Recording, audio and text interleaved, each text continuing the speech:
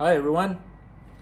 Welcome back to what is probably going to be the final video on this channel heading to Qatar 2022. Unless I can maybe change the title. The Asia Cup is going to be coming to Qatar in late 2023, early 2024. So maybe I'll just, see if I can change the name of the channel, and then I can post a few more videos later for people who are going to be coming to Qatar for that cup. But otherwise, World Cup's done. That final was insane. I so wish I had tickets to see it, but I was watching it on TV like everyone else. But man, what a fantastic game that was. I just want to discuss one thing, and that is that robe that was put on Lionel Messi by His Highness the Emir.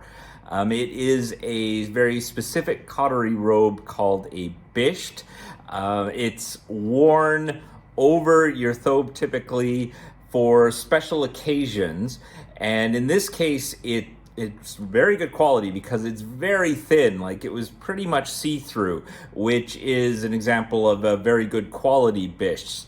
Now, of course, on the internet everyone was all like, well, what is this thing, what's this robe, what's whatever, and then you kind of had people going, oh, it's a royal family thing. Not entirely. It is worn by, regular Qataris as well. It's a bisht is worn on special occasions, but of course His Highness and other senior members of the royal family do a lot of special occasions, so they're typically wearing a bisht quite frequently. Whereas for your average Qatari, you don't wear a bisht very often. A bisht is worn by a groom at his wedding reception or his wedding ceremony, where all the other men show up to give their congratulations. It'll be worn by the groom and his father and maybe, other male relatives of the family. And if you take a look at this picture from a wedding, it's actually quite good that he wears a bisht, because then you can at least find the groom in this sea of white thobes. So groom will always wear a bisht at his wedding. They will also wear a bisht at some other special occasions. I think sometimes they'll wear it, say, at a graduation or when you're meeting very important people and so forth. But it's not just for royal family.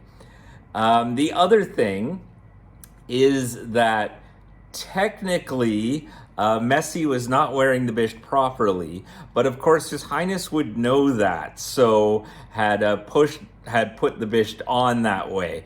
Wearing a bisht apparently takes a lot of practice, and if you take a look at this picture of His Highness, you'll see that while one arm is through a sleeve, the other arm is not through a sleeve, and the bisht actually just hangs on your shoulder. And that's the proper way to wear a bisht.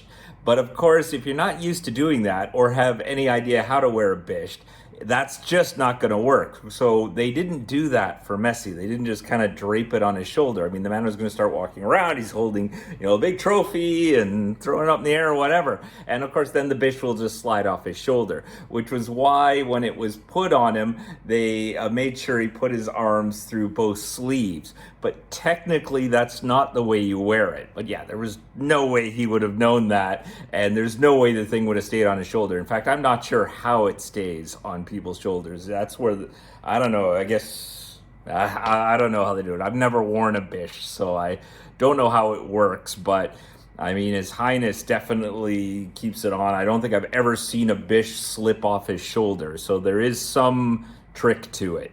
But I just wanted to let you all know that, technically Messi wasn't wearing the bisht correctly, but there was no way he could have worn it correctly. So His Highness put it on him with his arms through both sleeves, just so it would, stay put. Actually, I thought it looked nice. Kind of wish I had a bisht now, but, don't have an occasion to wear one, I suppose. As for the World Cup, man, things have gotten quiet here now. Just kind of like, oh, now what? Now what do we do? There's no one at the metro anymore. The metro's only busy during commute times. The thousands of people who are pouring around in the malls and stuff are gone. It's kind of sad, really. But I will give a shout out to what is really the star of the tournament, which was the Doha Metro. The statistics just came out. Over 18 million people used the Metro. Well, sorry, 18 million rides, because of course people were using it multiple times, which averaged out to around 600,000 a day. Now, I'm going to guess that because that was the average, during the first 2 weeks, when there were 4 matches a day, I'm sure the numbers were much higher, probably approaching 800,000, 900,000 rides a day, which is like wild. And this was the main reason why the Metro was, really given the green light. There had always been talk about having a Metro, and, there had been initial plans to build one. But once Qatar got awarded the World Cup, those plans went into overdrive because they knew they were going to need a good Metro system to get everyone around to the stadiums. And it worked. It worked beautifully. It managed to handle the capacity. Everyone was getting to the stadiums without any trouble. Yeah, it was pretty crowded, and the stations got very crowded, especially certain ones like Souk Waqif Station or Lusail when there was a match. But all in all, it worked out fine.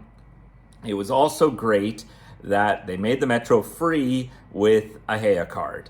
So you didn't have to worry about paying $2 a ride and all that stuff. It also made crowd control easier because they just opened all the gates, had someone standing there, and all you had to do was to show you had a Heya card. You didn't even need to scan it or anything to get through the gate. Just as you walk by, show your Heya card.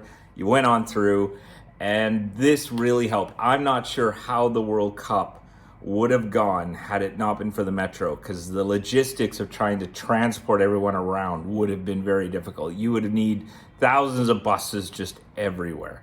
So fantastic job on the Metro. Really worked out well. A+. We'll give a silver star to the Arab Cup 2021, which was really the practice ground for the country to prepare for the World Cup.